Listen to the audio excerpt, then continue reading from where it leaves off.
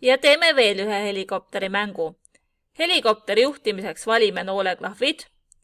Kui vajutatakse klahvi, parem nool paremale, siis helikopter peaks liikuma paremale ja see on X-i muutmine. Muuda X-i 10 võrra ja katsetame. Liigub paremale. Nüüd paljundame seda käsku või skripti. Paljunda. Ja kui vajutatakse klahvi nool vasakule, vasaknool, siis muuda X-i ja kirjutame siia miinusmärgi ette, -10 võrra. Ja katsetame. Nii, aga vasakule liigub helikopter saba ees. Võtame helikopteri kostüümid. Paljundame kostüümi. Ja selle kostüümi peal peegeldame helikopterit horisontaalselt.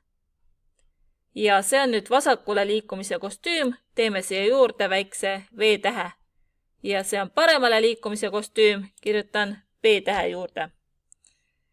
Lähen skriptidesse tagasi ja nüüd, kui vajutatakse klahvi vasaknool, muuda X-i -10 võrra ja siia juurde tuleb panna välimuse käsk, võtta kostüüm.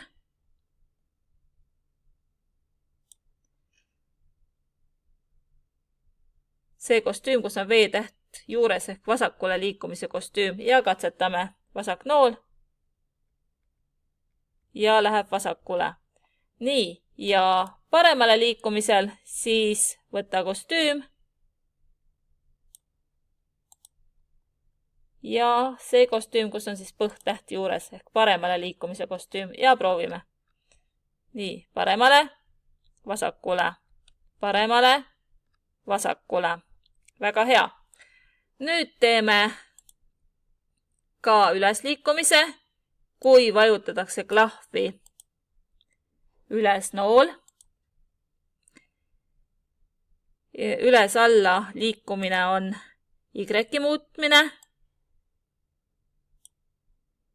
Kui vajutatakse klahvi üles nool, muuda Y-it 10 võrra. Katsetame. Ja paljundame seda. Ja kui vajutatakse klahvi alla nool, siis muuda Y-it -10 võrra.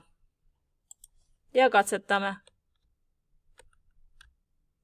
Väga hea.